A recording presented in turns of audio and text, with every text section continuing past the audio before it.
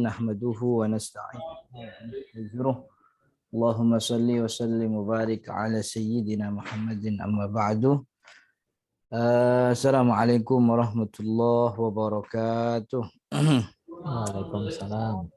Teman-teman yang dirahmati Allah, kita malam hari ini karena ini pertemuan terakhir sebelum Ramadan. Jadi minggu depannya kita sudah Ramadan, maka pertemuan malam hari ini kita loncat ke fasal Arkanu Asyam, rukun puasa. Lama halaman lumayan jauh tuh. Coba kira-kira di halaman berapa di buku ini? Rukun puasa, kan kemarin kita berhentinya di rukun iman. Setelah itu kalimat tauhid. Nah, kalimat tauhid ini la ilaha illallah. Makna la ilaha illallah insya Allah di minggu depan. Pekan pertama bulan Ramadan. Nah, ini pertemuan kali ini kita manfaatkan untuk membahas rukun puasa. Karena sebentar lagi nih kan, antara tanggal 2 atau tanggal 3 bulan April gitu ya. Mudah-mudahan nggak ada yang beda tuh. Kalau Muhammadiyah udah tanggal 2 nentuinnya. Pemerintah belum. Pemerintah malam tanggal 2 itu akan nentuin apakah Ramadan atau mungkin tanggal 3 Ramadannya. Kita tunggu aja. Nah, kita malam ini belajar faslun arkanuhu ay arkanus siyami salah satu. Udah ketemu belum? Saya lagi nyari, Ustaz. Dia di dekat ujung. Jadi bab puasa tuh bab terakhir sebelum bab haji. Oke, sebentar ya. Di kitab Safinatun Najah itu bab terakhir adalah bab haji. Nah, sebelum haji bab puasa tuh gitu. Oke, dapat nih, Ustaz. Ya, tapi kita masuk ke pasal 1 2 3 4. Pasal yang keempat. Pasal arkan siam. Terus itu kan pasal 1. Terus bawahnya pasal 2 syarat sah, pasal 3 syarat wajib, pasal 4 rukun. Nah, gitu. Yep. Ketemu ya? Ketemu. Ini semuanya udah dapat kan ya share screen-nya ya? Dapat.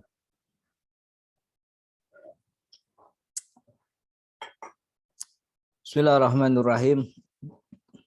Qala al-musannifu rahimahullahu ta'ala wa nafa'ana bihi wa bi'ulumihi fid darain amin ya rabbal alamin.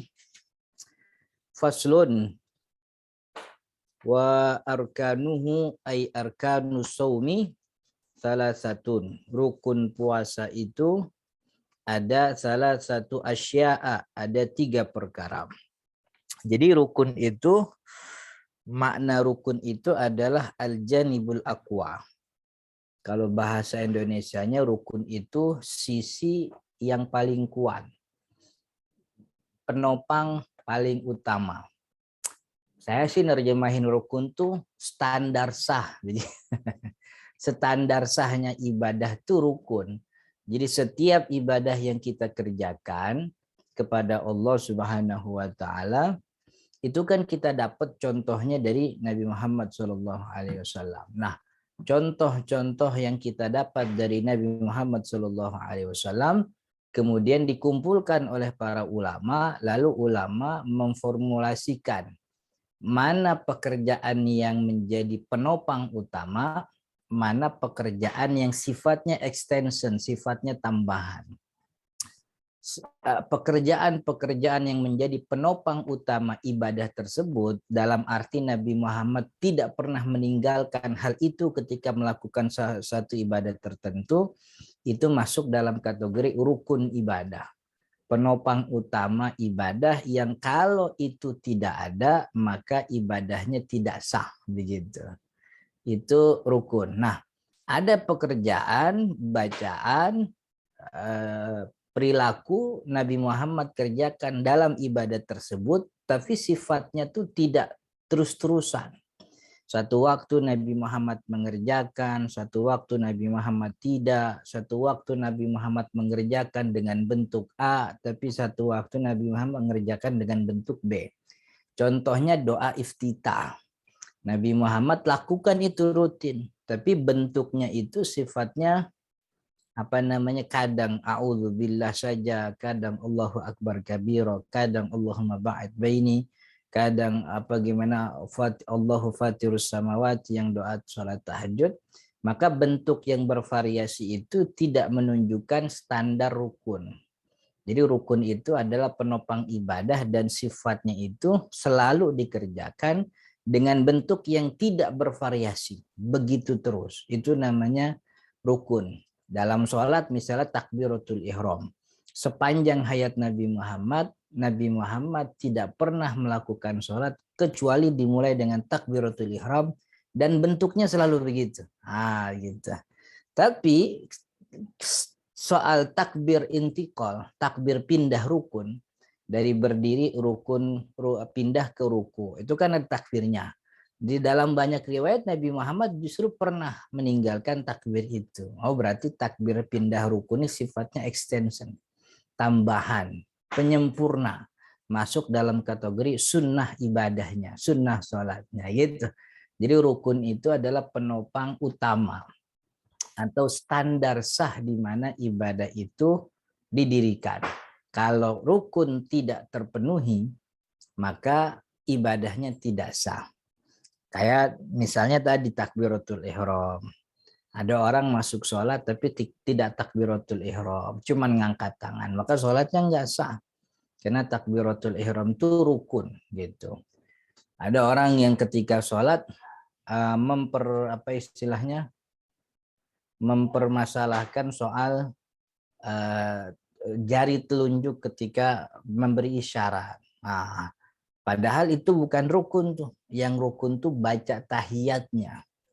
Jadi orang kalau menggerakkan atau tidak, bahkan memberikan isyarat atau tidak memberikan isyarat telunjuk, nggak ada masalah. Karena sifat yang kita dapati dari Nabi Muhammad tentang gerakan telunjuk itu berbeda-beda. Ada variasi riwayat. Itu bukti kalau itu bukan rukun. Tapi Nabi Muhammad baca itu tahiyatnya nggak pernah nggak. Maka yang jadi rukun itu tahiyatnya. Bukan tangan telunjuknya gerak atau tidak. Begitu.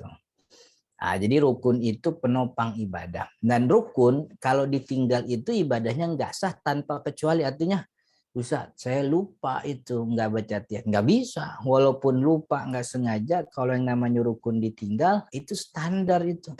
Nggak bisa diabaikan. Kalau ditinggal, diabaikan, atau lupa nggak sengaja, ya udah ibadahnya hilang. Orang bilang, saya lupa nggak baca Fatihah. Ya nggak bisa. Fatihah itu rukun sholat. Harus dibaca. Kan begitu. Itu yang namanya rukun. Jadi rukun itu adalah, kalau dalam bahasa fikihnya, al-janibul aqwa. Kan begitu. Tapi kalau dalam bahasa Indonesia adalah penopang utama untuk berdirinya sebuah ibadah. Kalau ibadah tidak ada penopangnya, ibadahnya runtuh. Penopangnya itu rukun. Rukunnya nggak ada, ibadahnya menjadi nggak ada juga. Wudhu, rukunnya membasuh muka. Maka kalau dia wudhu bismillahnya kenceng di awal tapi muka nggak dibasuh, nggak sah wudhunya. Karena bismillah bukan rukun, tapi basuh muka itu rukun. Begitu. Ibadah puasa kita juga sama nih. Dia punya rukun, yaitu penopang utama, di mana standar sahnya ibadah puasa ada pada rukun. Dan rukun puasa, kata Syekh Salim bin Sumer, ada 3. Ada 3 perkara. Yang pertama, niyatun. Yang pertama, rukun puasa yang pertama adalah niat. Kenapa harus niat? Karena fungsi niat itu, teman-teman yang dirahmati Allah. Saya udah ngomong nih soal ini, fungsi niat. Udah ngomong apa belum? Lupa kali. Jadi niat itu punya fungsi. Kenapa kita harus memulai ibadah kita dengan niat? Karena karena Nabi Muhammad mengatakan innamal a'malu binniyat, karena segala sesuatu bergantung dengan niat.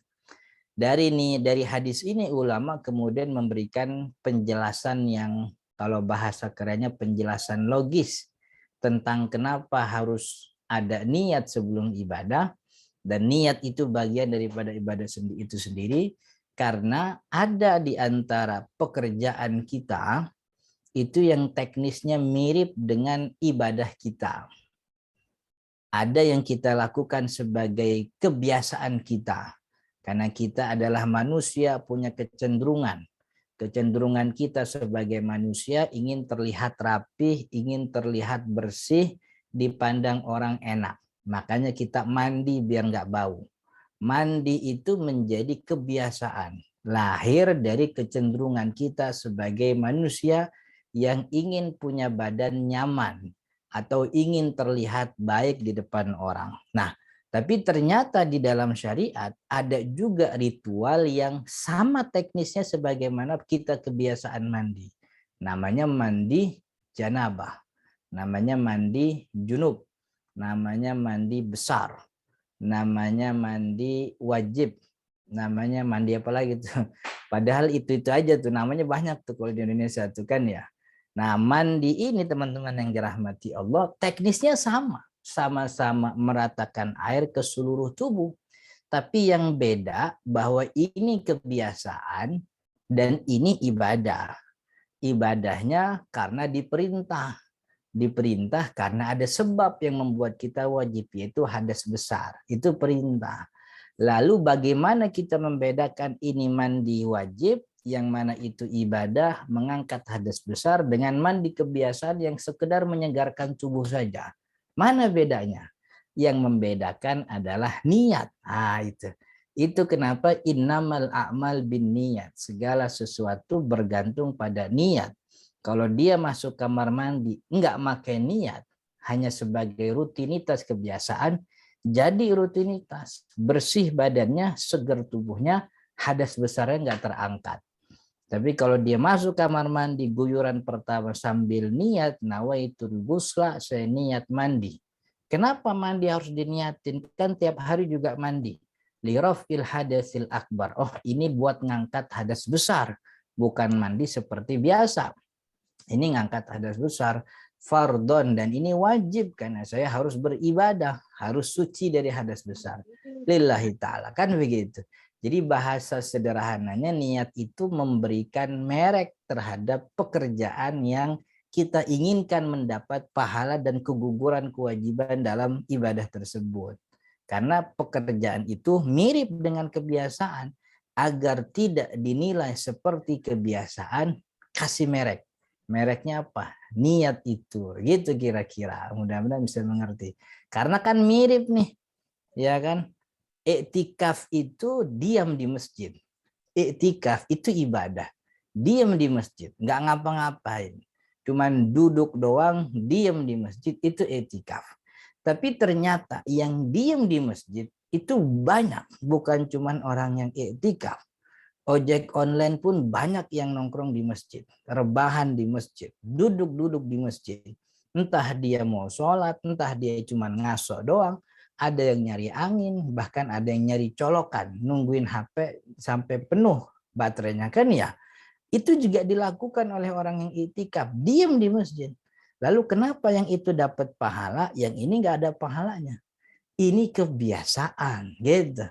Mirip dengan ibadah, maka biar dinilai ibadah, merekin, pakai apa? Niat. Itu fungsi niat. Membedakan antara ibadah dan kebiasaan. Gitu. Karena mirip, maka harus dibedain. Bedanya apa? Niat. Gitu. Kayak Upin Ipin. Upin Ipin kan mirip. Maka kreatornya bikin pembeda. Upin warna kuning, Ipin warna biru kan. Biar nambah bedanya, Upin dipasangin jambul kan. Itu namanya pembeda. Jadi niat itu sebagai pembeda. Puasa yang kita lakukan, menahan lapar dari mulai subuh sampai maghrib, itu pun dilakukan oleh banyak orang. Yang paling sering melakukan nahan lapar itu adalah orang miskin yang tidak punya makan, tidak punya minum. Tapi apa nahan laparnya beribadah? Mereka nahan laparnya bukan karena Allah, tapi karena kemiskinannya. Ada orang yang nahan lapar, nahan dahaga. Karena apa? Karena diet. Kan ya. Kenapa mereka nahan lapar, nahan dahaga? Karena ingin punya badan bagus katanya. Makanya dia nahan lapar. Bukan karena Allah, bukan karena ibadah. Apa bedanya kita yang nahan lapar di Ramadan dengan mereka-mereka yang nahan lapar karena ingin mendapatkan badan bagus katanya? Bedanya nggak ada. Yang membedakan kita itu niatnya. Jadi niat itu membedakan antara ibadah dan kebiasaan. Dulu ada namanya siapa? Ada di Corbuzier yang dulu punya program tuh namanya OCDC. OCD, Iya kan, ya betul betul ya? betul betul. Iya. Dulu karena waktu itu saya punya tetangga begitu. Nah, jadi dia nggak makan dalam waktu itu kan nggak makan minum dalam waktu sekian jam itu kan di jeda sekian jam. Kalau nggak salah tuh 8 jam ya. Nah, itu kan sama ternyata gitu, sama-sama kayak orang puasa. Cuman motivasinya bukan ibadah kan ya. Dia motivasinya karena ingin dapat badan bagus walaupun akhirnya nggak bagus-bagus badannya kan. Karena itu bukan urusan makannya di jeda kan. Jadi niat itu. Kenapa harus ada niat? Karena untuk membedakan. Makanya kalau puasa nggak pakai niat, nggak sah puasanya. Karena ini ibadah. Nah, disebutkan oleh Syekh Salim bin Sumair, lailan. Nah, ini lailan ini syarat niat. Jadi rukunnya tuh niat, lailan dan seterusnya itu syarat niat. Niatnya itu lailan. Harus dari malam hari. Malam hari. Jadi niat besok hari Rabu, maka kita harus niat untuk puasa hari Rabu dari malamnya. Ini sekarang malamnya. Yang disebut malam itu apa? Yang disebut malam itu dalam pandangan ulama fikih min guru bisyamsi, dari terbenamnya matahari ila tulu'il fajri, sampai terbit fajar. Itu namanya malam. Dari mulai terbenam matahari waktu maghrib berarti sampai terbit fajar, yaitu subuh, waktu subuh. Ini namanya malam. Maka orang untuk puasa besok dia sudah harus niat sejak maghrib. Kalau maghrib belum, habis isya. Habis isya belum, habis terawih. Habis terawih belum, menanti menjelang tidur. Menjelang tidur belum, nanti pas tidur mendusin jam 12 niat. Kalau nggak mendusin juga, nanti pas bangun sahur dia niat. Enggak juga, nanti menjelang subuh sekian menit dia harus niat.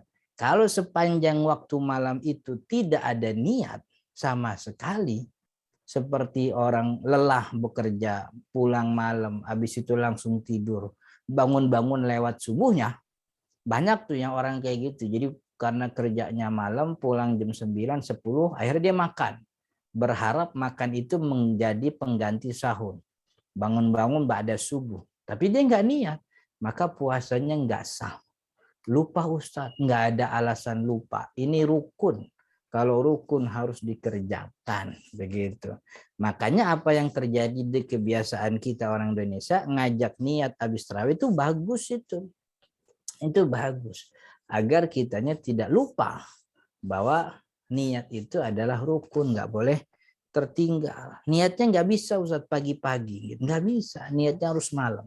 Kenapa harus malam? Karena ini ibadah, maka petunjuk bahwa itu harus malam juga wahyu yang menentukan.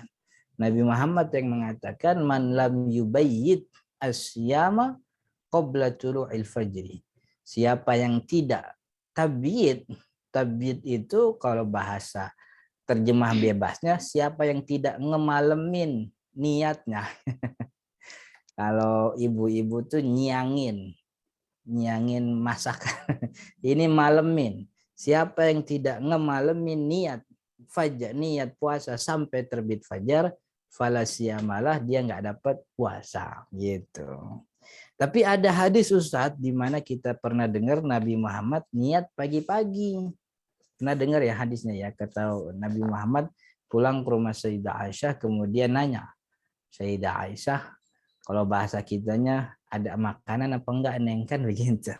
Kata Sayyidah Aisyah, enggak ada Bang, katanya. Itu contoh kalau tinggal di kota Jakarta kan. Neng sama Abang. Kata Nabi Muhammad, fa inni idzan shaim. Kalau gitu saya puasa aja. Kalau gitu saya puasa aja. itu berarti Nabi Muhammad memulai niatnya itu bukan dari malam, dari pagi. Kata ulama, hadis ini teman-teman yang dirahmati Allah, hadis ini bukan hadis puasa Ramadan. Hadis ini nih hari-hari di luar hari Ramadan. Kenapa bisa mengatakan ini hari di luar Ramadan? Karena Nabi Muhammad nanyain makanan pagi-pagi dan itu tidak mungkin dilakukan oleh Nabi ketika bulan Ramadan, begitu. Nabi Muhammad nanyain makanan itu bukti kalau itu bukan Ramadan. Karena Nabi Muhammad tidak mungkin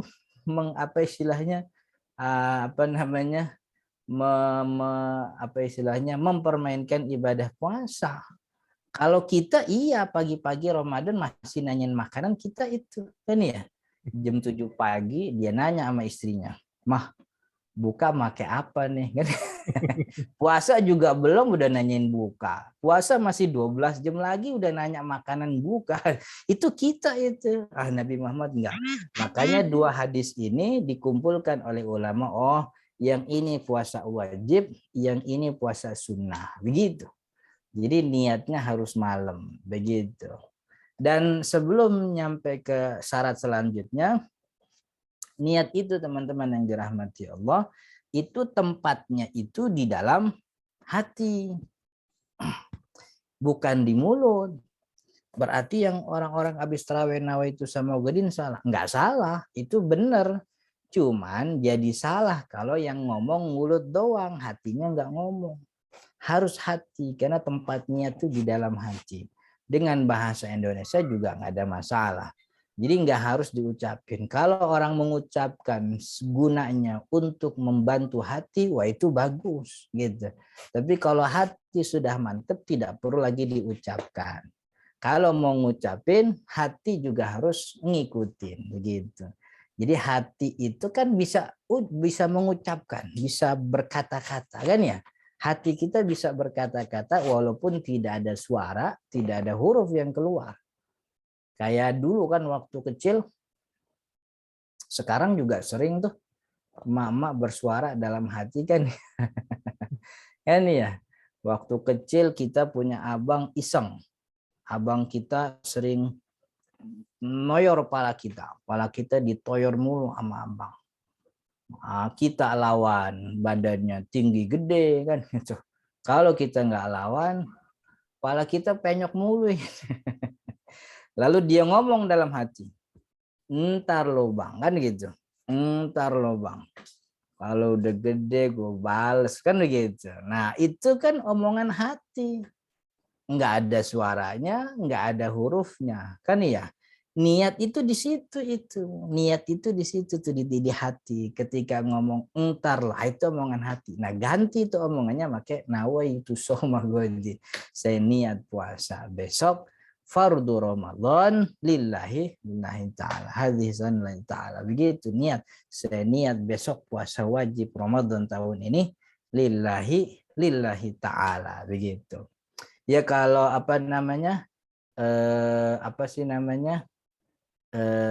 ada beberapa orang yang susah memang melafalkan niat di dalam hati, maka itu butuh mulut. Bantu mulutnya ngomong, hati ngikutin. Begitu teman-teman yang dirahmati Allah. Jadi pertama syarat niat, jadi rukunnya pertama niat, syaratnya lailan, malam hari. Jadi malam tuh dari mulai maghrib sampai subuh. Saya tuh terbiasa kalau Ramadan itu niatnya itu habis Allahumma lakasumtu. Jadi Allahumma lakasumtu wa bika amantu, minum sebentar langsung nawaitu shauma ghadin, dalam hati nawaitu shauma ghadin, langsung niat. Karena ya kita tahu keterbatasan diri kita. Kadang itu kalau saya tuh kadang beberapa kali meninggalkan sholat tarawih. Bukan karena bukan karena sengaja, tapi waktu beberapa kali kan sering ada pengajian berbuka. Jadi orang bikin buka bersama. Saya datang ke situ. Habis buka kan saya nggak mungkin nongkrong di situ terus kan. Orang-orang dia juga udah pada pulang kan itu. Saya pulang ke rumah. Kadang jalannya itu macet, jauh dan seterusnya kan ya. jaraknya juga jauh. Sering sekali taraweh di musola di masjid enggak, akhirnya sholat tarawehnya di rumah. Kalau sholat taraweh di rumah itu nggak ada zikirnya akhirnya, begitu. Itu yang nggak enak jadi ustadz begitu. Nggak enak gitu, nggak ada zikirnya itu. Jadi sekedar salat tarawih aja akhirnya lupa sama niat. Nah, maka sejak lama saya biasa tuh kalau niat itu langsung setelah buka puasa. Jadi habis minum langsung nawa itu untuk biar nggak lupa. Karena banyak di antara kita yang kalau nggak tarawih nggak niat. Nah, itu niat tuh penting begitu. Atau mungkin niatnya menjelang tidur ya. Pokoknya malam itu. Kalau kita lihat di TV itu biasanya niat itu 10 menit sebelum azan. Yang orang sebut tuh imsakan ya. 10 menit sebelum azan. Dulu saya pernah lihat di TV itu, saya hampir nggak pernah nonton TV kalau sahur. Karena sudah bertahun-tahun ini saya sahur selalu sendirian. Istri saya tahun kemarin nyusuin, anak baru lahir Ramadan, awal Ramadan. Jadi sahur sendirian. Kalau sahur sendirian tuh kagak nonton apa-apa. Nongkrong aja di dapur makan. Tahun sebelumnya juga sama. Istri saya nggak puasa. Tahun kapan? Jadi sering sendirian. Tapi terakhir saya ingat pernah nonton TV waktu sahur itu imsak ada Afgan. Afgan nyanyi. Nawaitu Sohma Godin dinyanyiin sama Afgan. Saya bilang nih mubazir ini. Kenapa mubazir? Karena kalau cuma nawaitu sama Godin, bocah sini banyak yang bisa itu. Kenapa harus pakai Afgan? Itu kan sayang duitnya kan. Bocah sini aja panggil kasih nasi goreng beres itu. Ya nih ya, kenapa harus? Tapi itu benar, waktunya benar. Jadi menjelang subuh, dia belum waktu subuh kan, menjelang subuh niat. Itu waktu paling ujung orang diberikan kesempatan untuk niat. Makanya bagus tuh ada TV yang ngingetin sebelum subuh nama itu. Jadi itu waktu yang paling ujung begitu. Dan yang kedua syaratnya likulli yaumin.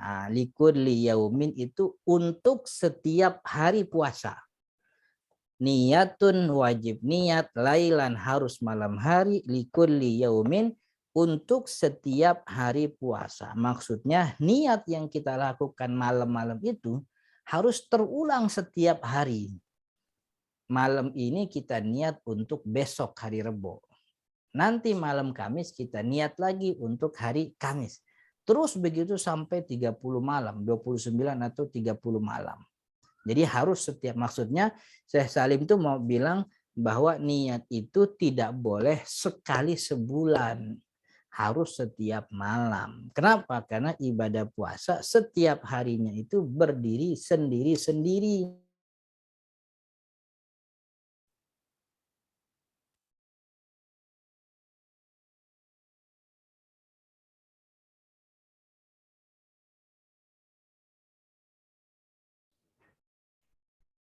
Hilang suara Ustaz ya? Cek, cek.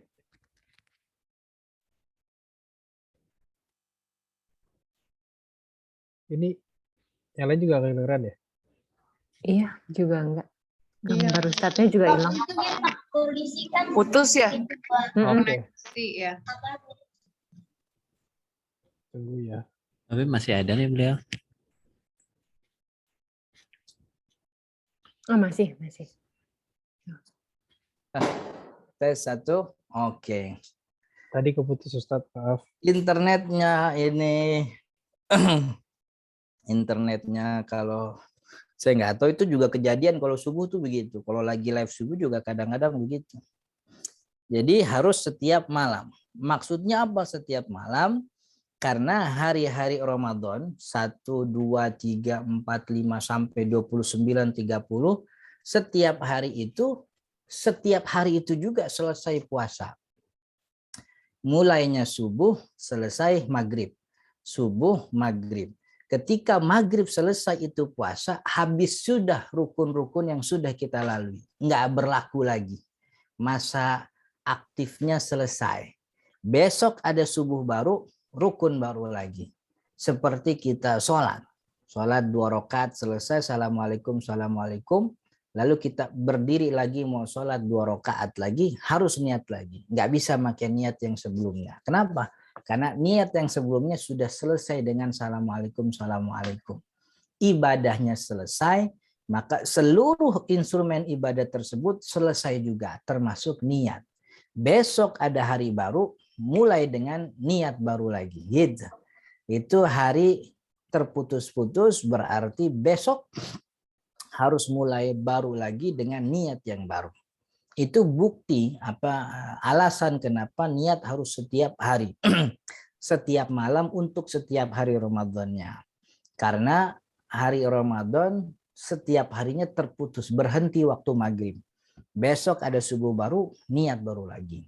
Dan yang juga menguatkan bahwa setiap hari Ramadan itu terpisah-pisah, bahwa orang yang sudah orang yang sudah puasa hari pertama, hari kedua, hari ketiga, hari keempat, hari kelima batal. Jadi 1, 2, 3, 4 aman. Hari kelima batal. Maka kan nanti ketentuannya setelah Ramadan, dia qadha yang hari kelima aja. 1 hari itu yang hari kelima dia qadha. 1 hari. 1 sampai 4 enggak Ustaz. 1 sampai 4 tidak perlu diqadha. Kenapa enggak perlu? Karena 1 sampai 4 sudah selesai. Ibadahnya sempurna.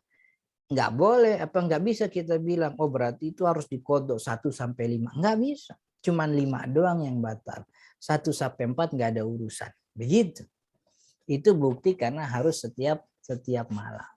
Tapi ada Ustadz yang bilang boleh 1 kali buat sebulan di malam pertama. Boleh, itu pendapatnya mazhab Imam Malik. Tapi pendapat mazhab Imam Malik ini saya tidak rekomendasikan kecuali bagi orang-orang yang memang punya uzur untuk itu. Seperti orang yang bekerja malam. Jadi sehingga dia lupa untuk niat misalnya. Maka karena dia sibuk bekerja, boleh dia pakai pendapat itu. Tapi bagi kita yang tidak punya, artinya tidak punya halangan, selalu bisa di malam hari punya waktu kosong, maka niat. Karena niat itu memang bukan hal yang sepele, maksudnya bukan hal yang enteng begitu. Rupanya berat juga rupanya. Niat itu. Dan yang penting lagi nih teman-teman, jangan samain niat sama sahur. Sahur bukan niat, niat bukan sahur. Sahur itu sunnah puasa, enggak sahur orang tetap sah puasanya. Niat itu rukun puasa, enggak niat puasanya enggak sah. Begitu. Dan orang yang makan sahur belum tentu niat. Karena niat itu tempatnya di hati. Sahur itu tempatnya dari tangan ke mulut masuk perut, hati kelewat. Kan ya? Enggak bisa dibilang kalau sahur berarti niat, belum tentu. Banyak orang makan asal makan kok. Apalagi sekarang kalau orangnya nonton TV. Nonton TV sahur, ya udah itu. Makannya makan, mata kemana kan ketawa ke TV. Saya niatnya enggak pernah. Enggak kena. Maka itu jangan samain orang kalau udah bangun sahur berarti kan dia niat. Bukan. Gitu. Orang kalau udah bangun sama ketika niat sholat. Orang kalau udah keluar rumah ke masjid kan berarti udah niat. Belum. Belum. Niat itu ntar pasti ketika takbir. Karena kalau dari rumah udah disebut niat, tapi ternyata dari rumah ke masjid orang masih boleh ngerokok kan ya. Boleh gak ngerokok? Boleh. Karena bukan sholat itu. Karena bukan niat itu. Niat itu nempel sama ibadahnya. Lailan likulli yaumin, setiap hari begitu terulang fil fardi. Ini syarat ketiga daripada niat. Fil fardi ini diartikan apa di situ? Enggak diarti nih. Artinya niat pada setiap malam. Fil fardinya untuk kewajiban. Niat malam hari untuk setiap hari dalam kefarduan. Maksudnya niatnya harus dispesifikan bahwa ini niat puasa wajib. Bahasa yang lebih bisa dipahami mungkin niat puasa itu tidak boleh mutlak. Saya niat puasa besok. Enggak sah niat seperti itu. Niatnya harus ditentuin fardunya. Saya niat besok puasa fardu Ramadan tahun ini gitu. Maksudnya harus spesifik, tidak boleh mutlak. Karena tadi ya fungsi niat itu membedakan. Kalau dia cuma sebut niat puasa, puasa banyak jenisnya. Ada yang sunnah, ada yang fardu. Mau yang mana puasanya? Mau yang fardu. Fardunya yang mana? Fardu Ramadan. Karena fardu Ramadan, fardu qodok Ramadan, fardu kafarat juga fardu. Saya niat puasa fardu Ramadan tahun ini karena Ramadan terulang tahun ini lillahi ta'ala. Jadi saya niat puasa Ramadan wajib, saya niat puasa wajib Ramadan tahun ini lillahi. Itu cukup tuh. Saya niat puasa wajib Ramadan tahun ini, selesai. Pakai bahasa Indonesia aja nggak apa-apa, nggak perlu pakai bahasa Arab. Kalau mau pakai bahasa Arab ya bagus, nawaitu shauma wadin, ngikutin imam. Tapi ada baiknya kita terjemahkan, kita artikan, mengerti apa itu makna nawaitu sama wadin. Jadi nawaitu saya niat puasa wadin besok an adai untuk menunaikan kewajiban fardi kewajiban syahri Ramadhan bulan Ramadan hadhihi salat tahun ini lillahi ta'ala. Begitu. Itu rukun yang pertama yaitu niat. Niatnya syaratnya lailan likulli yaumin, lailan malam hari, likulli yaumin terulang setiap hari, fil fardi dispesifikan kewajibannya. 3 tuh syarat niat. Nah, kemudian rukun yang kedua tarku muftirin. Nah, itu niat rukunnya tuh tarku muftirin, meninggalkan atau menjauhkan diri dari segala hal yang batalin puasa. Makan, minum, memasukkan sesuatu ke dalam rongga tubuh, jima, keluar air mani bagi bil mubasyarah dengan persentuhan. Jadi secara umum pembatal puasa itu ada 4 secara umum. Pertama, makan minum sengaja. Yang kedua, memasukkan sesuatu ke dalam rongga. Yang ketiga, jima. Yang keempat, keluar sesuatu. Yang keempat itu keluar air mani bil mubasyarah dengan persentuhan. Maksudnya ada bersentuhan. Kalau tidak ada persentuhan kemudian keluar air mani, puasa nggak batal. Seperti orang yang keluar air maninya karena mimpi misalnya, itu nggak batal. Nah, jadi 4. Pertama, makan minum. Kalau makan minum semua tahu gitu ya. Kemudian masuknya sesuatu ke dalam rongga. Nah, ini penting nih. Ini mesti ditulis nih kaidahnya nih. Masuknya sesuatu ke dalam rongga itu perlu diurai. Pertama, yang masuk itu haruslah ainan. Ain itu mata. Maksudnya mata itu adalah bendanya kasat mata. Terlihat, ada wujudnya, punya dimensi, bisa dilihat. Itu syarat sesuatu itu ada wujudnya. Maka benda yang wujudnya, bendanya halus seperti angin, itu tidak membatalkan puasa. Angin kelihatan, Ustaz. Enggak, yang kelihatan itu debu yang ke bawah angin. Pasir yang ke bawah angin. Anginnya tidak terlihat. Maka kalau siang-siang ngelihat ada orang mangap bolak-balik depan rumah, puasanya nggak batal. Itu lagi masukin sesuatu yang kagak kelihatan. Nggak batal itu puasanya. Itu angin. Berarti inhaler itu nggak batal. Inhaler batal. Inhaler kan cuman angin. Enggak, inhaler bukan cuman angin. Tapi ada benda lain di dalam itu yang masuk ke dalam rongga. Gitu. Kalau cuman angin, kenapa harus pakai inhaler? Adanya inhaler tuh bukti ada benda lain yang masuk ke dalam rongga. Begitu. Kalau cuman angin, nggak usah pakai inhaler. Angin ada kan nih. Begitu. Jadi pertama harus benda. Yang kedua masuknya itu ke dalam rongga. Rongganya itu adalah lubang terbuka. Jadi kalau disebut rongga dalam kitab atau fikih Syafi'i, rongga itu adalah lubang terbuka dari badan kita. Lubang terbuka dari badan kita itu ada 7. Lubang terbuka dari badan kita ada 7. Mulut 1. Hidung kanan, hidung kiri 2, 3. kuping kanan, kuping kiri itu 45. Itu lubang terbuka. 1, 2, 3, 4, 5. 6 sama 7 kemaluan depan, kemaluan belakang. Itu 7 lubang terbuka. Kalau ada sesuatu masuk lewat lubang yang tadi kita sebut, 7 tadi, berarti sesuatu masuk lewat ke dalam rongga dan itu batalin puasa.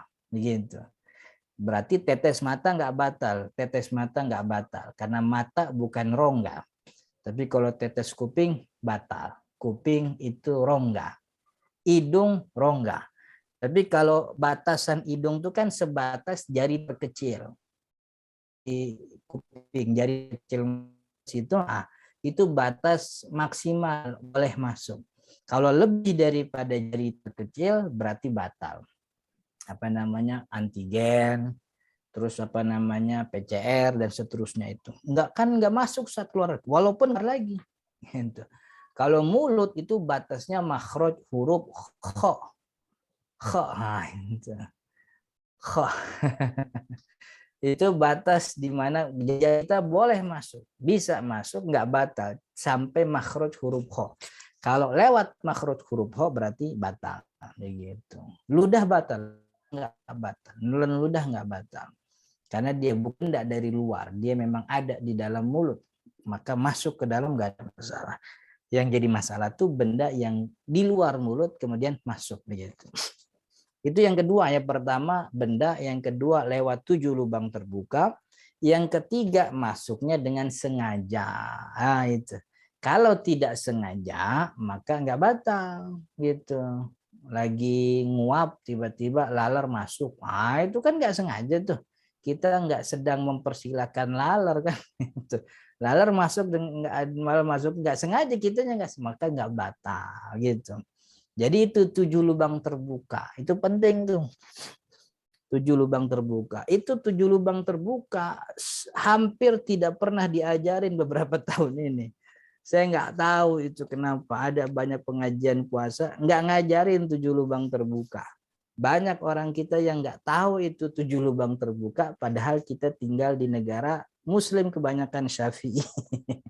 Yang orang Syafi'i pasti belajar itu yang namanya rongga terbuka, yaitu 7 lubang itu. Begitu. Termasuk kemaluan. Jadi kalau lagi buang air besar, lagi cebok itu jangan iseng-iseng masukin jari itu ke lubang. Itu batal Ustaz. Batal. Batal. Itu karena masuk, kalau dalam kitab itu batas satu ibu jari, satu apa ini namanya buku, satu ruas buku yang masuk itu batal. Tapi kurang dari itu nggak ada masalah, gitu. Kurang dari itu nggak ada masalah. Pembatal tadi, pembatal pertama makan minum, yang kedua masuk ke dalam rongga, yang ketiga jima. Bajima suami istri di siang hari Ramadan, ya suami istri aja batal, apalagi bukan suami bukan istri kan, itu lebih dosa lagi. Dan kalau yang namanya jima itu bukan cuman batal puasa tapi wajib kafarat. Kafarat itu membebaskan budak. Kafarat itu artinya denda atas pelanggaran syariat. Kafarat beda-beda jenisnya tergantung pelanggarannya. Tapi kalau kafarat puasa itu dendanya pertama bebasin budak. Kalau dia nggak punya duit atau memang budaknya nggak ada, maka puasa 2 bulan berturut-turut. Kalau puasa 2 bulan berturut-turut nggak mampu karena dia orang yang tua atau punya uzur, punya sakit, maka memberi makan 60 orang miskin. Begitu. Yang keempat, keluar air mani dengan persentuhan. Gitu. Adanya persentuhan. Kalau ada nih, ntar ketemu nih teman-teman yang dirahmat, ketemu ada penjelasan bahwa keluar air mani itu tidak membatalkan puasa karena tidak ada teksnya. Betul, memang tidak ada teks yang mengatakan secara eksplisit, teks syariat maksudnya Al-Quran atau hadis, yang eksplisit mengatakan keluar air mani itu batalin puasa, nggak ada. Tapi kata ulama kita, keluar air mani batal karena jima itu batalin puasa. Semua sepakat jima batalin puasa. Nah, tujuan orang jima itu mendapat kenikmatan. Kenikmatan itu ada ketika air mani keluar. Maka ketika air mani itu keluar, walaupun tidak pakai jima, itu juga sama-sama batal karena dia mengambil daripada bagian jima itu yang jima batalin puasa. Gitu maksudnya. Itu namanya kalau bahasa usul fikihnya dalalatu iltizam. Karena kenapa dikatain keluar air mani batal? Orang jima juga batal. Jima kan tujuannya mau dapat enak. Enaknya jima itu keluar air mani.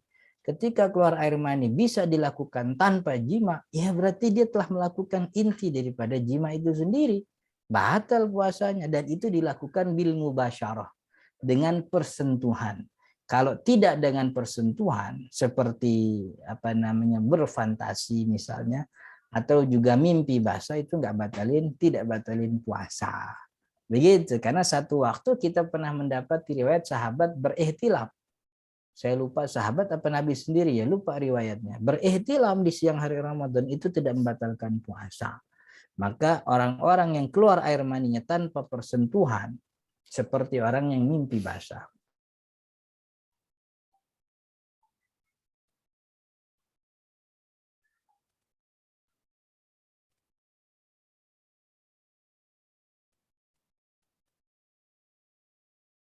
Assalamualaikum, Ustaz.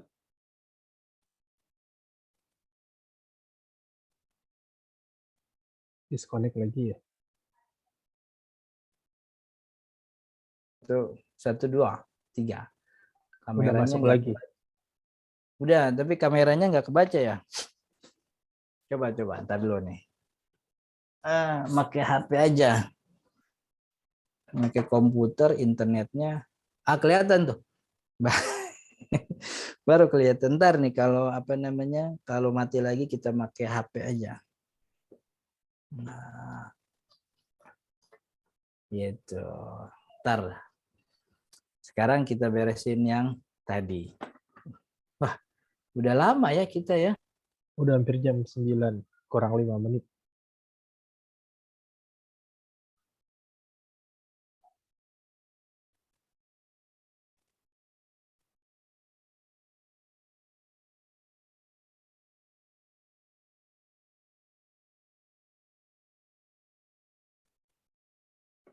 Tampaknya putus lagi koneksinya.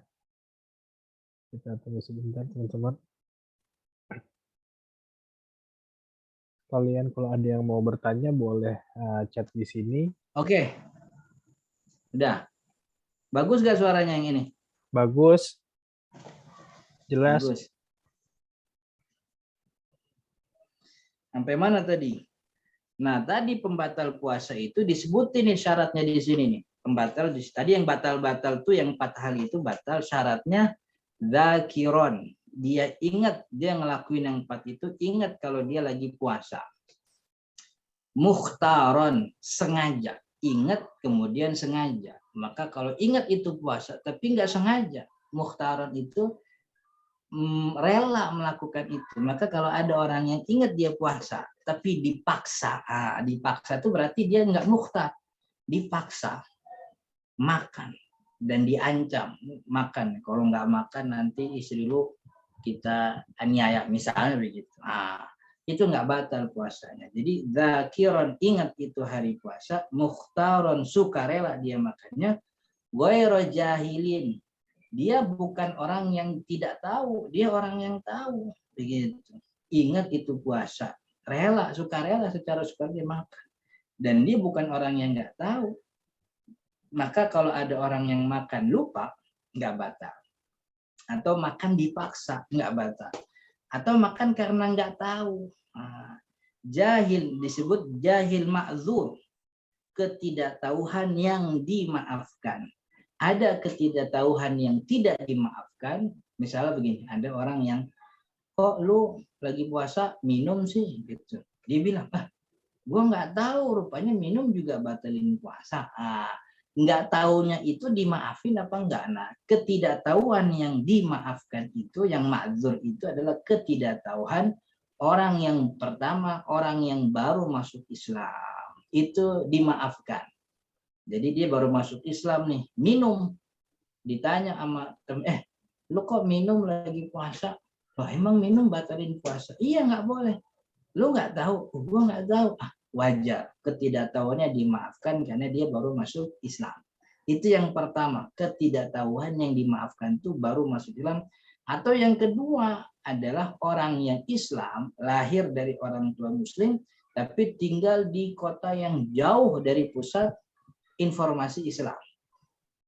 Misalnya tinggalnya di negara-negara non-Muslim, ibu bapaknya Muslim, Muslimah, dapat tugas ke luar negeri, lahirlah ini anak di luar negeri. Tiba-tiba udah mulai balik, orang tuanya wafat. Tinggallah dia bersama orang terpercayanya orang tuanya yang merupakan non muslim. Akhirnya ya udah nggak ngerti itu ada kewajiban sholat, itu dimaafkan ketidaktahuan itu. Datang deh ke Indonesia lagi puasa minum, lu kok minum? Emang minum batalin puasa? Iya batalin puasa. Lu nggak tahu? Gua nggak tahu. Gua kan bukan orang Indonesia. Dia orang Belanda yang baru pulang ke Indonesia. Itu namanya jahil ma'dzur. Berarti itu standar dia batal puasa, melakukan pembatal itu kalau zakiran, ingat, mukhtarun sukarela, ghairu jahilin ma'dzur, dan dia bukan orang yang tidak tahu karena bukan orang yang tidak tahu dan ketidaktahuannya dimaafkan. Tapi kalau dia orang yang udah lama di situ, memang orang Islam sejak lama, tinggalnya di komunitas Muslim, rumahnya di samping masjid, samping tetangganya ternyata ustadz, nggak tahu juga, wah itu nggak dimaafin itu, nggak dimaafin. Rukun yang ketiga, shaim, orang yang berpuasa. Sebenarnya di kitab-kitab fikih lain orang yang berpuasa itu nggak masuk rukun, karena rukunnya cuma dua itu, niat sama nahan pembatal puasa. Cuman kata Syekh Salim ini dijelasin nih, Imam Nawawi ngejelasin, kitab-kitab ini menjelasin kenapa orang yang berpuasa masuk dalam keadaan rukun, masuk dalam kategori rukun, karena niat dan menahan itu sifatnya abstrak, tidak terlihat. Maka karena tidak terlihat, butuh wujud yang terlihat agar rukun itu bisa distandarkan bahwa itu sah. Maka masuklah itu yang puasa. Sama kayak jual beli. Jual beli kan penjual dan pembeli masuk dalam kategori rukun. Kenapa? Karena akad itu abstrak, tidak terlihat. Akad itu abstrak, tidak terlihat. Karena tidak terlihat, maka butuh wujud yang berdiri di atasnya akad itu. Siapa? Yaitu yang jual sama yang beli. Maka yang jual sama yang beli masuk dalam kategori rukun. Padahal ketika sholat kan orang yang sholat bukan rukun. Rukunnya itu kan takbir, baca Fatihah, itu kan kelihatan, kedengeran. Maka nggak perlu orang yang sholat dimasukkan ke dalam rukun. Kira-kira begitu. Kalau yang nomor 3 nggak paham, nggak apa-apa, karena nggak penting juga. Yang penting rukun 1 sama rukun yang kedua, yaitu meniat dan juga menahan lapar, menahan pembatal puasa dari subuh sampai maghrib. Wallahu taala alam. Insyaallah kita lanjut nanti minggu depan, kita balik lagi ke terusan dari awal, yaitu makna kalimat tauhid, makna kalimat la ilaha illallah. Insyaallah di minggu yang akan datang. Minggu yang akan datang belum ada perubahan, masih di malam Kamis insyaallah. Saya cukupkan, kita buka tanya jawab dan diskusi. Mudah-mudahan bermanfaat. Assalamualaikum warahmatullahi wabarakatuh. Silakan. Assalamualaikum warahmatullahi wabarakatuh. Terima kasih Ustadz atas penjelasannya yang sangat bermanfaat, apalagi sebentar lagi menjelang akan datangnya bulan Ramadan. Nah, sekarang kita lanjut teman-teman. Untuk yang ada pertanyaan boleh langsung raise hand atau chat. Ini ada yang udah nanya sih Ustadz, tapi dia di japri saya nih, katanya gini. Ya, masa inhaler itu batal ya? Terus kalau orangnya alergian kayak saya gimana ya?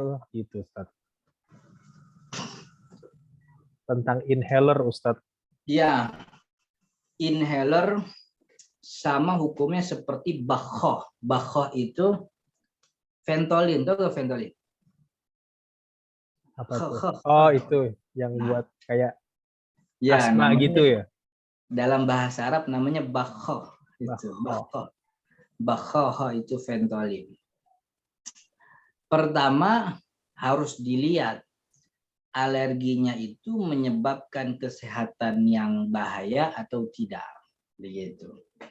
Kalau di waktu alergi kemudian dia akhirnya badannya apa istilahnya membahayakan nih kalau terus puasa, dia harus itu, maka itu pembatal puasa nanti diqodho. Cuman pembatalnya itu menjadi tidak berdosa karena dia lakukan dengan uzur gitu. Ini versi ulama yang mengharamkan itu inhaler serta bakhah. Tapi kalau alerginya tidak membahayakan badannya, kalau alergi gitu terus kenapa? Ya nggak apa-apa sih, cuman nggak enak. Tapi bakal lemes gak nih? Enggak sih, nggak apa-apa, cuma itu mah bisa jama aja dilanjutin. Maka tahan itu sebagai bagian daripada ujian atau ibadah puasa itu sendiri. Begitu. Itu versi ulama yang membatalkan. Ini saya lebih suka pendapat ini membatalkan, karena kalau dibilang nggak batal nanti banyak hal-hal yang mirip itu ditoleransi. Dan itu akhirnya jadi kagak ada nilainya, akhirnya semuanya boleh. Tapi memang bahwa inhaler itu adalah bentuk apa istilahnya produk kontemporer yang memang diperdebatkan oleh ulama kontemporer sekarang. Cuman saya lebih suka bilangnya batal. Maka tinggal dilihat alerginya. Apakah kalau tidak pakai inhaler, dia kan alergi tuh. Alerginya membuat dia berbahaya dari segi kesehatannya, begitu, maka pakai inhaler dan hari itu batal, lalu diganti qodho, begitu. Kalau setiap hari Ustaz, kalau memang begitu setiap hari dan itu membahayakan dirinya, berarti memang dia bukan orang yang mampu puasa. Karena orang yang bukan orang mampu puasa, maka puasa jadi nggak wajib. Ya nanti bayar fidyah, begitu. Seperti orang yang bakhah gitu kan, setiap 2 menit 3 menit bakhah, berarti emang dia orang yang punya uzur, nggak perlu puasa itu. Dia masuk dalam kategori wa 'alal ladzina yutiqunahu fidyatun ta'amu miskin. Tapi kalau alerginya alergi biasa, ya cuman paling merah doang pipinya kan begitu. Ya paling ingus doang keluar, nggak ada masalah kesehatan yang fatal, tahan aja. Itu memang bagian daripada ibadah. Atau pakai masker mungkin untuk menjaga apa bakteri yang bisa masuk, pakai masker supaya tidak timbul itu alergi ketika apa namanya berada di luar ruangan, begitu. Itu kalau apa namanya, saya sekarang begitu modelnya. Maksudnya ngasih pendapatnya cuman atuh, mau ngikutin silahkan, nggak juga. Jadi pokoknya begitu. Itu batalin puasa. Jadi kalau tadi alerginya, tinggal dilihat alerginya, apakah alerginya itu membahayakan. Kalau memang membahayakan, pakai itu inhaler, batal puasanya, qodho di hari yang lain, dia tidak berdosa. Tapi kalau alerginya biasa-biasa saja, tidak menimbulkan bahaya pada kesehatannya, tahan itu sebagai ujian. Dan insya Allah pahala puasanya jauh lebih besar dibanding orang lain. Karena kan Nabi Muhammad bilang al-ajru biqadri ta'ab. Pahala itu sesuai dengan effort yang kita keluarkan. Saya orang Jakarta, bangun tahajud jam 3:30, jam 4, wudhu, itu biasa. Karena tidak ada tantangannya. Jam 10 udah tidur, jam 3:30 bangun, wudhu biasa aja. Tapi bagi kebanyakan orang misalnya, yang selesai bekerja jam 12 malam, lalu dia usahakan untuk bisa bangun tahajud, tentu kan effortnya lebih besar, pahalanya juga lebih besar. Atau orang yang tinggal di daerah pegunungan, yang kalau dia bangun jam 3:30 itu airnya tuh kayak es itu, dia mau wudhu itu ya bisa wudhu, cuman dinginnya minta ampun, kan ya. Effort yang dia keluarkan untuk sholat tahajud lebih besar dibanding orang biasa, orang Jakarta. Santri puasa di pesantren sama antum semua nih orang kota puasa di kota, itu pahalanya lebih gede antum itu, karena godaan orang kota jauh lebih besar dibanding orang pesantren. Orang pesantren bangun tidur ketemu temennya lagi buka kitab, ada yang sholat, kan enak itu. Kalau kita kan buka mata ketemu, wah perempuan buka aurat, Ada yang bukanya setengah, ada yang 2/3 buka aurat, kan begitu. Itu godaannya lebih besar dibanding orang. Jadi effort yang kita lakukan untuk ibadah punya nilai tambah. Wallahu a'lam. Oke? Oke Ustadz, terima kasih penjelasannya. Teman-teman silahkan yang mau nanya, sambil nungguin yang nanya. Ustadz tadi konfirmasi ulang, kalau mohon maaf nih, ngupil itu nggak membatalkan puasa kan? Ya. Ngupil nggak batal, karena kan itu batas wajar bisa masuknya. Ini kan jari terkecil kita, batasnya situ. Itu batas wajar. Yang tidak wajar itu yang membatalkan adalah yang melebihi dari batas kelingking. Ini kan jari kecil kita, jari kelingking. Kalau kelingking kita maksimalnya masuk sampai sini, berarti kalau lebih daripada itu batalin puasa. Makanya seperti antigen itu jangan siang-siang, itu kalau mau malam-malam aja, karena itu batalin puasa gitu. Oke. Ustaz, ada lagi satu pertanyaan tentang doa buka puasa. Banyak perdebatan yang mana yang benar, yang mana yang sahih, antara Allahumma laka sumti atau zahabad dhama'u. Itu yang sahih yang mana sih Ustaz? Atau dua-duanya nggak ada yang sahih atau gimana? Pertama begini, Allahumma laka sumtu itu adalah doa ketika berbuka, begitu, yang diriwayatkan oleh perawi atau ulama hadis namanya Imam At-Tabarani.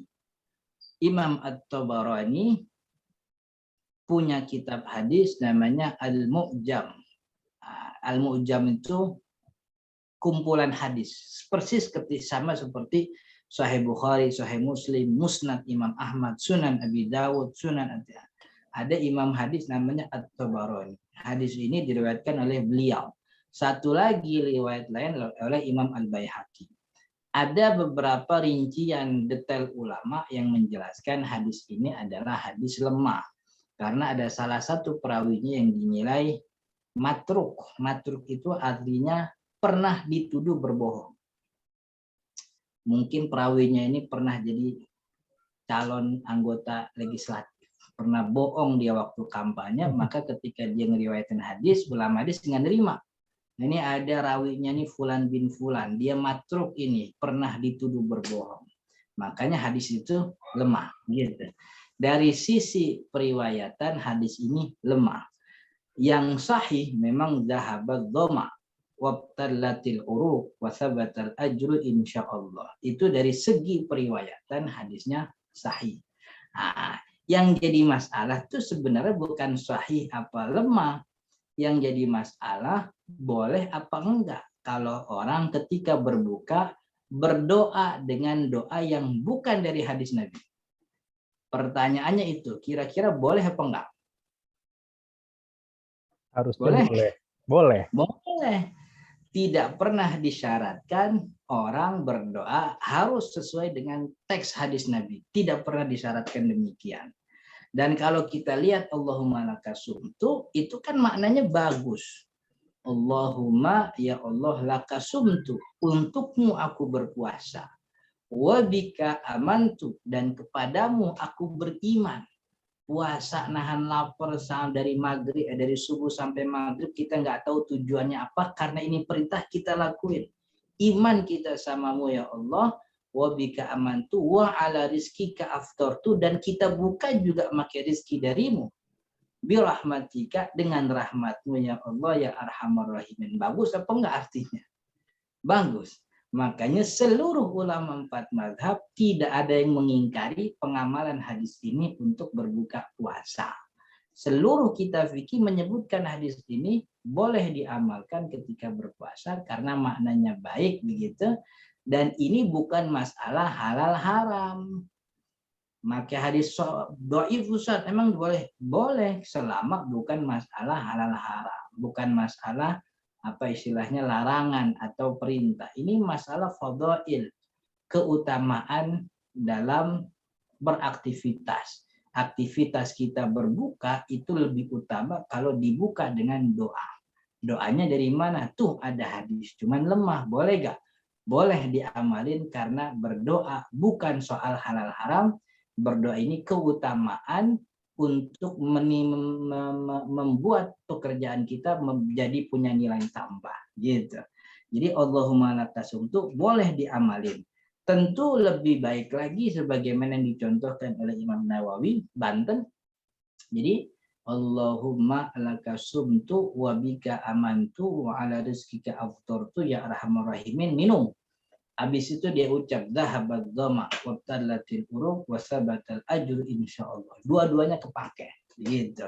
Jadi Allahumma lakasumtu iya, zahabat dhama'u juga iya gitu.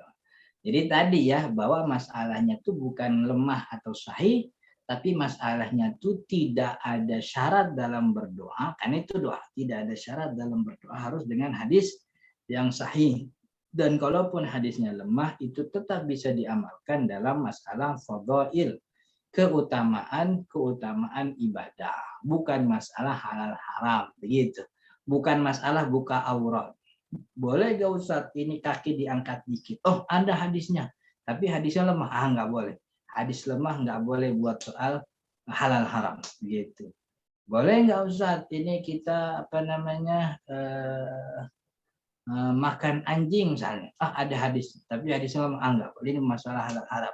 Tapi kalau masalah keutamaan itu tidak ada masalah memakai hadis lemah, syaratnya lemahnya itu tidak parah begitu. Dari satu rangkaian sanad itu kan ada tingkatan sahabat, nggak mungkin sahabat cacat, semua sahabat adil. Nah setelah sahabat ada tabi'in, tabi'ut tabi'in, mutaakhirin. Nah, dari 4 tingkatan itu biasanya ketemu ada orang yang entah itu matruk, entah itu mudallis, statusnya banyak macam-macam status yang disebut sebagai aib bagi perawi, itu disebutkan oleh Ban. Tapi kalau yang dalam satu riwayat satu tingkatan itu yang cacat cuma 1-2, itu lemah, tapi lemahnya tidak parah. Itu boleh diamalkan untuk fadhail amal. Begitu. Mudah-mudahan bisa dipahami. Terima kasih Ustaz.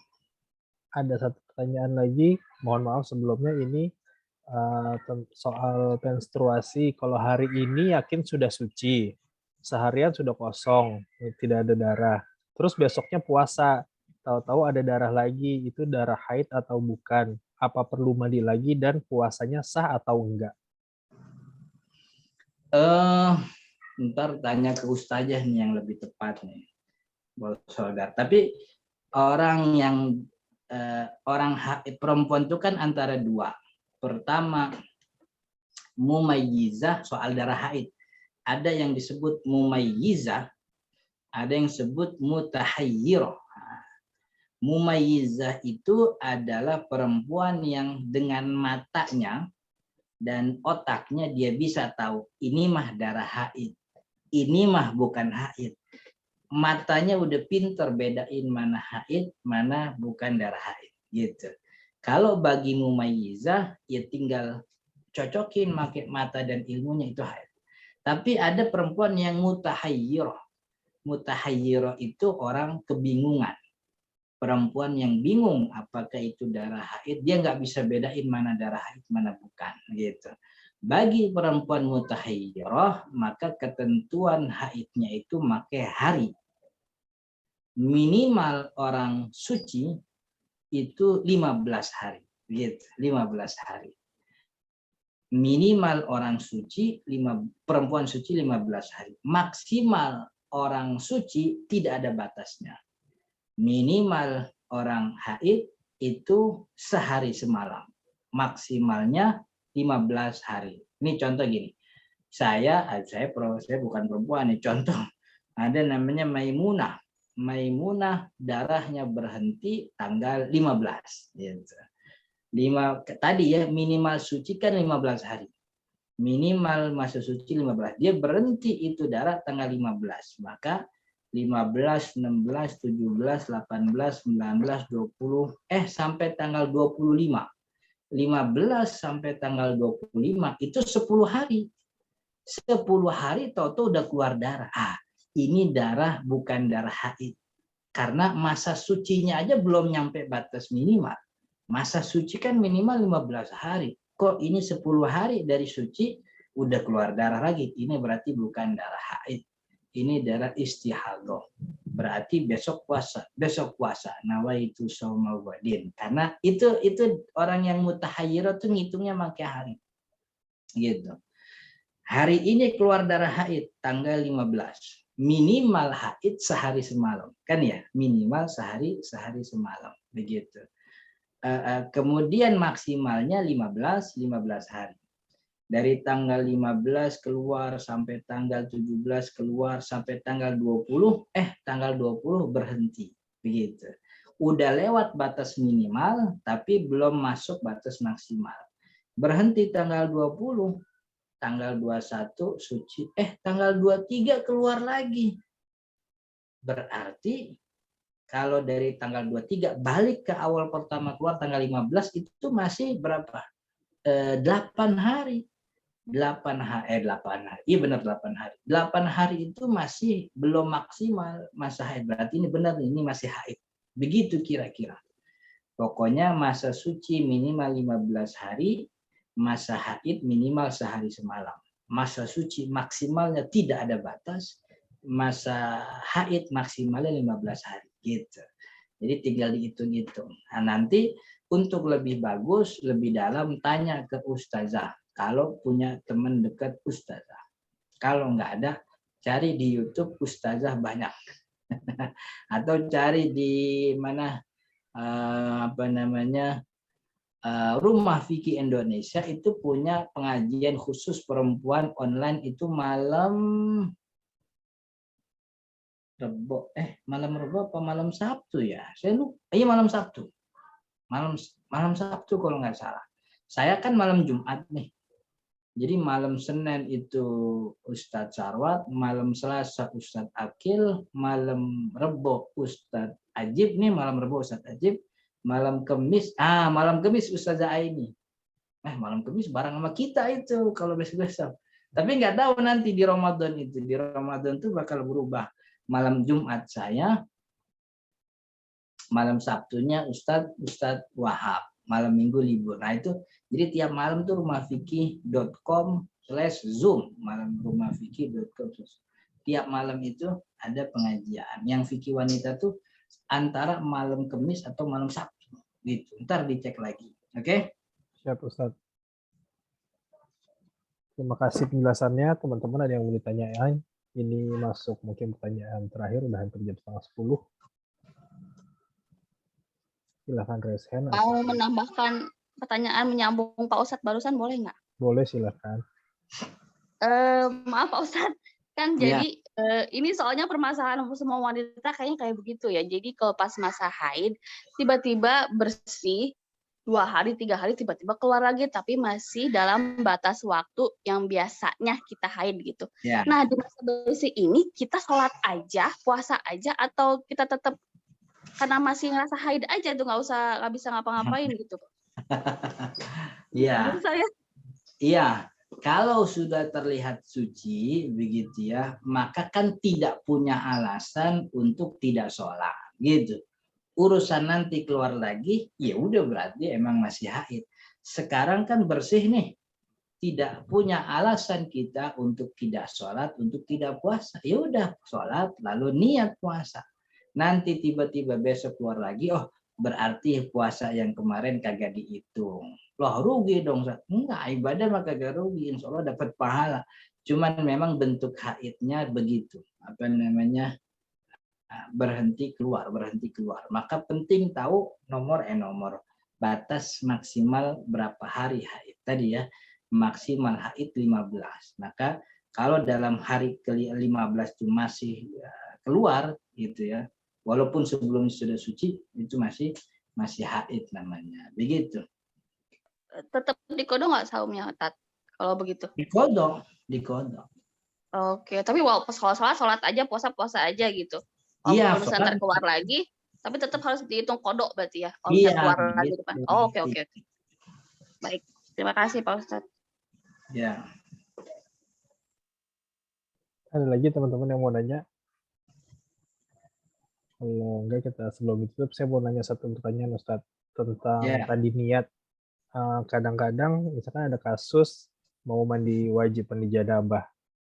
udah niat nih pas dia ngambil anduk, udah masuk kamar mandi tuh dia niat. Tapi begitu pas dia mau mengguyur airnya itu dia nggak niat lagi. Itu nggak termasuk rukunnya Ya, terpenuhi berarti Ustaz. iya, niat itu berbarengan dengan guyuran pertama. Jadi guyuran nempel ke tubuh, niat bareng di situ. Begitu. Oke. Terima Oke. kasih Ustaz. Yap. Oke. Bacaan niatnya yang nawaitu gusla itu atau emang niat dalam hati aja sih, Pak Ustadz? Maaf. Dalam hati aja. Oh, nggak usah yang bacaan yang pernah diajarkan ya, Tat. Iya, itu diajarin tuh dibacanya dalam hati. Nawa, jadi sambil guyur nawa. Jadi kalau mandi janabah pelan-pelan guyur. Nawa itu al-ghuslah sambil guyur, udah. Habis itu guyuran lagi. Udah nggak usah niat lagi. Yang penting guyuran pertama hatinya niat, terus begitu selanjutnya. Ustadz, makasih. Ini ada satu lagi nih, tadi mau ini aja konfirmasi ulang. Masa haid minimal 1 hari, maksimal 15 hari. Masa suci tidak terbatas. Itu benar Ustadz? Masa suci maksimalnya tidak terbatas. Minimal masa suci 15. Kurang, tambahin tuh. Oke. Oke. Teman-teman akhwat nih kayaknya lagi nyatet. Kalau masih belum jelas nanti kita lihat di rekamannya ya. Iya. Alhamdulillah. Terima kasih Ustadz Ahmad Zarkasi dan teman-teman yang sudah bergabung. Semoga pengajian ini menjadikan ilmu yang bermanfaat untuk kita aplikasikan di kehidupan kita dan ibadah kita ke depannya. Sebelum kita tutup, kita mohon doa untuk kita semua dari Ustadz Ahmad Zarkasi, dipersilahkan. Ya, mudah-mudahan kita semua berjalannya kita untuk mengaji ini dihitung sebagai ibadah dan juga terhitung sebagai memang perubahan diri untuk menuju kepada kebaikan. Mudah-mudahan. Dan kita juga berharap pengajian ini tetap teman-teman istiqomah, gitu ya. Saling mendoakan, teman-teman doain saya istiqomah, saya juga doain teman-teman biar bisa terus ngaji, begitu. Karena namanya ibadah itu ya harus dikerjakan, dan ngerjainnya bukan asal ikhlas tapi juga harus sesuai dengan tuntunan, begitu. Nggak apa-apa belajar, orang-orang belajar mandi junub mah dari dulu, kita sekarang nggak apa-apa, yang namanya belajar mah kapan aja. Kayak orang baca Al-Quran kan, ya baca Al-Quran udah gede nggak bisa kan, begitu. Tapi kalau mau belajar malu, nggak belajar makin sampai mati makin nggak bisa. Nggak apa-apa belajar udah gede, belajar alif-alifan. Ntar kalau udah bisa kan jadi alif beneran. Jadi nggak usah malu belajar, mah tinggal disabarin, begitu. Oke, kita doa mudah-mudahan pengajian ini berkah, mendatangkan ilmu yang bermanfaat. Kita juga doa kepada Allah untuk saudara-saudara kita yang dalam keadaan sakit, mudah-mudahan diberi kesembuhan, yang dalam kekurangan diberi kecukupan, yang dalam kesusahan diberikan jalan keluar oleh Allah Subhanahu wa taala. Al-Fatihah. A'udzubillahi minasyaitonirrajim. Bismillahirrahmanirrahim. Alhamdulillahirabbil alamin. Ar-Rahmanir-Rahim. Maliki yaumiddin. Iyyaka na'budu wa iyyaka nasta'in. Ihdinas siratal mustaqim. Siratal ladzina an'amta 'alaihim ghairil maghdubi 'alaihim waladdallin. Allahumma shalli 'ala sayyidina Muhammad wa 'ala ali sayyidina Muhammad. Allahumma ighfir lana dhunubana wa liwalidina warhamhum kama rabbawna shighara. Allahumma anfa'na bima 'allamtana wa 'allimna ma yanfa'una warzuqna 'ilman nafi'an warzuqna fahman sahihan fid din ya rabbal alamin. Allahumma ja'al jam'ana hadza jam'an marhuma waj'al tafarruqana min ba'da hadza tafarruqan ma'suma. Wa sallallahu ala sayyidina Muhammadin wa ala alihi wasallam. Alhamdulillahirabbil alamin. Assalamualaikum warahmatullahi wabarakatuh. Waalaikumsalam warahmatullahi wabarakatuh. Ustadz, terima Saya kasih pamit, banyak. Mas Hendy ya, teman-teman. Sama-sama Ustadz, jazakumullah khair. Salam buat keluarga di rumah. Ya, assalamualaikum. Waalaikumsalam. Jazakallah Ustaz.